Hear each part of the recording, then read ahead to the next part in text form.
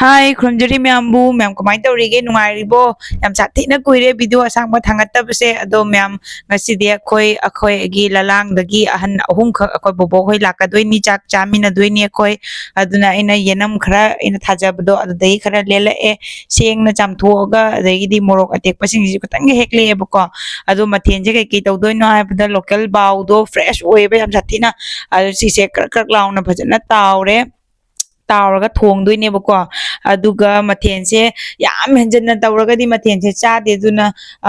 लिक्तकन तवरगा तवदोइनी के मथेन तवनो हाइदो मखा तानम येंगला अगे ngaसिमा तावर थोंगनी अदुगा माइरेनसे बोक्तोना ममांगदा पिरकपनेबको अदुइदो सिसिमा संगोमदा फजना फुटलनी अदुगा लफोई चंगबीसे हिंजांग चाबी लफोइसे कोफ्ता सेमदोइनेबको अदो हाना माइरेनसे कामथोए अदुगा संगोम थांगतलमे video kapa ka thokla abani oi ma kapo de photo kapya yam bhajai ne mayam ahan beisina akoi gi bokton ani subasina nesar leima ahum subasina bok bajamani ni bako mari kapage pala memory oi na ba khoi yam bhajai bo Tasi ai chalo lagi ko. Lolo. Wa bung, si kai no ne. Kano ki hang to alu ga pure ni ho. Aya. Ko chai su pure siga bo waina. Son da su yam bung na khara pusan gare bo ko aya tu mai re ka su pure. Yang la kya. Si se. Aya tarbus ka pure ne. Tarbus ka kai pure no ne. Tu. Aya.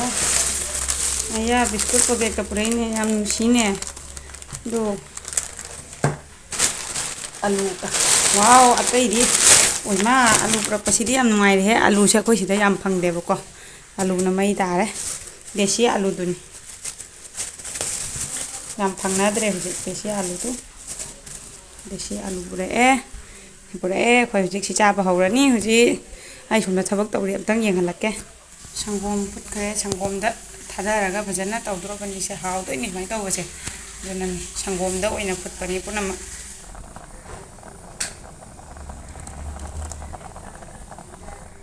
बोक्तोन नोइ संगोम जा थक्तेबको तुना चांगांग ओइना लोलेनी अनि सिना चिनी हापा सिना बोबोक nature लेमगी चांगांग दा कनो थुम happy सिना ममागे चिनी happy अनि सिना थुम चिनी का मिक्स बारे मखन मखन पुगरागे mayam ahan sing sumda cha thaga wari watai sari tv ka da ado ai mathen sing mathang mathang loisal e sina champut tuni nga thongba matum che tonga na mahi ga yambong na kotho ga thamme smaina tongan na adu di horen hap pada nungai dana ko aduga sigi mathang sina aina hawambi ga alu ga khamen simbi ga iromani mathakta lomba ga phadigom ga tonghalle mayam sina kofta duni henjang jabi lapoi ki kofta do kismis ka sangom ngai kra mayam hapaga tawi ado ai hujik mathen sing se yen matap tap na hogal age ado ai se yam yang na tawle me ba ko matam ji di khara di kuina dum chang ya ai tan da tawba ngam da na aina ahan bada loi yen thokpa loiraga yambung na hore aina chak thidora aga mana mathen do pukham da thangala aga loina yen thokpa kai ka yaubi re ba ko ado khoi ni punna tawminare aduga mathen sing se loina loira kan da da hoi kaure aduga ahan naman akhoi loi chak minare ko do chak chaba matam du di video se amanta ka phaudre aduga chak chaba loiram dagi wari watai khar sabdu do oina video se lahore ba ko ado myam adum yengminasi makha tana nung sibana hanjing se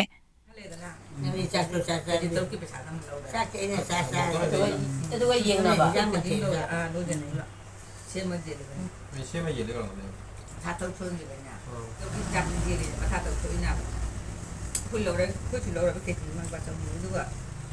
hanya cuma sini na leben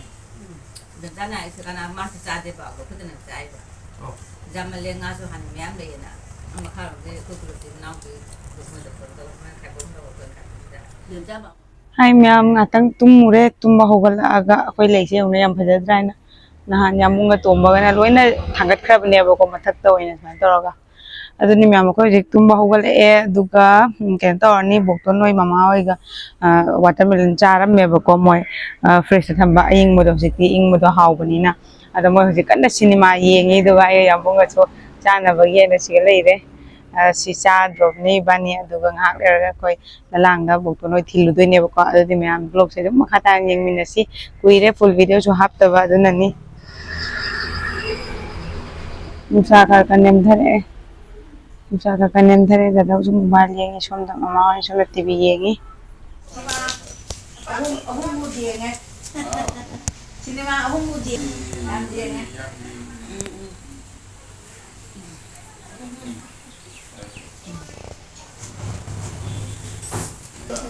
ꯂꯥꯛꯑꯦ ꯑꯃꯨꯛ ꯂꯥꯛꯑꯦ hello ꯆꯠꯂꯝꯗꯥꯏꯒꯤ ꯀꯟꯅ ꯇꯧꯅꯔꯤ ꯑꯍꯟꯅꯤ ꯍꯥꯏꯔꯣꯏꯍꯟ ꯗꯝꯅꯥꯏꯕꯒ ꯇꯧꯔꯅꯨ ꯅꯣꯏꯅ ꯀꯩꯅꯣ ꯄꯤꯔꯣꯒ ꯃꯌꯥꯝ ꯏꯜꯂꯣ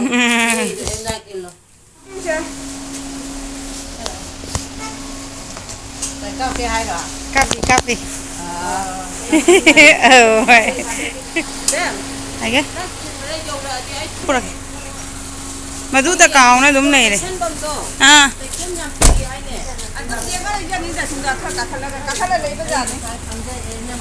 ꯆꯪꯉꯣ ꯆꯪꯉꯣ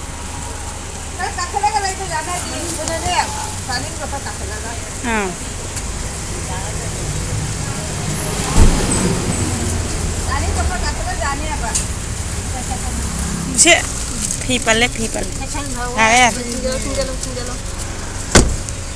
ꯆꯠꯂꯁꯤ ꯕ꯭ꯂꯣꯛ ꯂꯧꯕꯗ ꯁꯤꯟꯅꯗꯣꯔꯤꯁꯦ ꯍꯥꯏꯌꯨ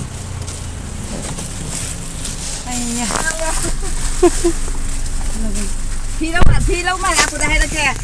ꯈꯪꯕ꯭ꯔꯥ ꯇꯥꯕ꯭ꯔꯣ ꯐꯤ ꯄꯤꯕ ꯃꯇꯝꯗ ꯂꯥꯛꯑꯣꯕ ꯍꯥꯏꯔꯛꯀꯦ ꯍꯥꯏꯕ ꯀꯩ ꯐꯤꯅꯣ ꯑꯣ ꯃꯔꯨꯞꯀꯤꯗꯣ ꯁꯨꯗ꯭ꯔꯤ ꯍꯥꯏꯌꯦ ꯂꯝꯕꯤꯗ ꯃꯤ ꯐꯥꯎꯅꯗ꯭ꯔꯦ ꯂꯥꯟꯗ꯭ꯔꯦ ꯂꯝꯕꯤꯗ ꯂꯥꯟꯗ꯭ꯔꯦ ꯑꯗꯨꯝ ꯊꯣꯡ ꯖꯥꯔꯃꯤꯅꯅꯦ ꯑꯁꯣꯝꯗ ꯑꯗꯨꯝ ꯆꯠꯂꯦ ꯀꯥꯏꯔꯤꯕ ꯑꯗꯨꯝ ꯑꯆꯧꯕꯗꯨꯅ ꯄꯨꯅ ꯀꯥꯏꯌꯦ ꯍꯥꯏꯗꯤ ꯂꯝꯕꯤꯗꯨꯁꯨ ꯌꯥꯝ ꯆꯦꯛꯁꯤꯟꯅ ꯁꯥꯗ꯭ꯔꯕꯅꯤꯅꯕ ꯖꯦꯄꯨꯔꯗꯩ ꯂꯥꯛꯄ ꯑꯆꯧꯕ ꯃꯥꯟꯁꯦ ꯁꯤ ꯁꯣꯔꯣꯛꯁꯤꯒ ꯆꯠꯀꯅꯤ ꯀꯔꯤꯒꯤ ꯃꯅꯤꯄꯨꯔ ꯂꯩꯁꯦ ꯐꯖꯩꯀꯣ ꯀꯩ ꯂꯩꯅꯣ ꯑꯗꯨꯁꯦ ꯂꯩꯌꯦ ꯅꯤꯡꯁꯤꯡꯉꯛꯏꯅꯦ ꯅꯪꯅ ꯍꯥꯏꯕ ꯂꯩꯗꯣ ꯀꯔꯝꯕꯅꯣ ꯁꯤꯅ ꯕꯣꯕꯣꯛ ꯖꯔꯃꯅꯤ ꯍꯣꯏꯒꯤ ꯌꯨꯝ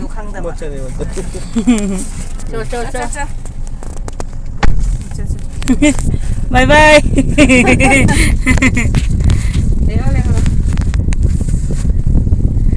ꯂꯩꯍꯧꯔꯦ ꯕꯣꯕꯣꯛ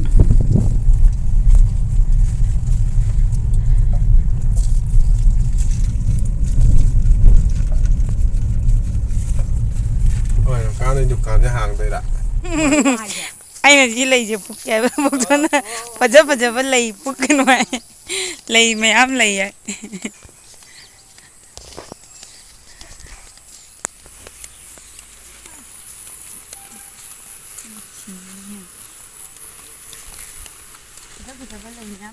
ꯃꯌꯥꯝ ꯍꯧꯖꯤꯛ ꯑꯩꯈꯣꯏꯅ ꯆꯪꯉꯤꯁꯦ ꯕꯣꯛꯇꯣꯟ ꯍꯣꯏꯒꯤ ꯌꯨꯝꯗꯅꯤ ꯕꯣꯛꯇꯣꯟ ꯍꯣꯏꯒ ꯍꯦꯛ ꯊꯪꯅꯅꯅꯦ ꯁꯔ ꯂꯩꯃ ꯍꯣꯏꯒꯤ ꯌꯨꯝꯁꯨ ꯁꯨꯝ ꯂꯩꯔꯦꯕꯀꯣ ꯃꯅꯥꯛꯇ ꯑꯗꯨꯝ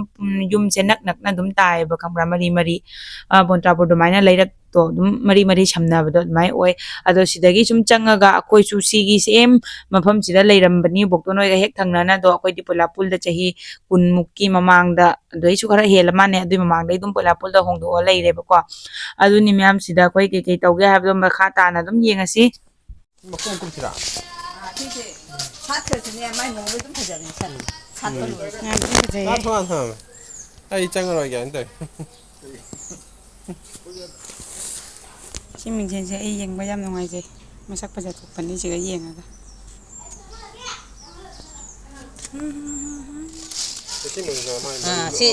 ꯑꯁꯤ ꯃꯔꯥꯁꯤꯒꯤ ꯊꯥꯗꯣꯏ ꯄꯥꯝꯕꯤ ꯍꯥꯞꯄꯤꯕ ꯕꯣꯛꯇꯣꯅ ꯍꯧꯖꯤꯛ ꯊꯥꯔꯨꯗ꯭ꯔꯣꯕꯅꯤ ꯆꯥꯛ ꯌꯥꯝ 이런 자주 하니 자. 미팅 미팅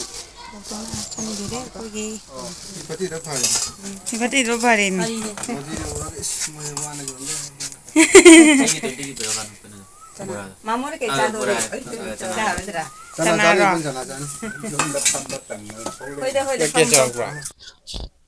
ꯁꯛꯁꯦ ꯍꯨꯃꯥꯡ ꯀꯥꯡꯉꯦ ꯃꯌꯥꯝ ꯑꯩ ꯍꯧꯖꯤꯛ ꯂꯩ ꯆꯔꯥ ꯑꯗꯒꯤꯗꯤ ꯀꯥꯔꯣꯟ ꯆꯔꯥ ꯄꯨꯔꯛꯄꯁꯤꯡꯗꯣ ꯊꯥꯖꯤꯜꯂꯨꯔꯦꯕꯀꯣ ꯑꯗꯣ ꯀꯩꯅꯣ ꯇꯧꯔꯦ ꯍꯧꯖꯤꯛ ꯂꯨꯖꯊꯣꯛꯑꯅꯤ ꯑꯗꯒꯤꯗꯤ ꯂꯣꯏꯁꯤꯜꯂꯅꯤ ꯃꯌꯥꯝ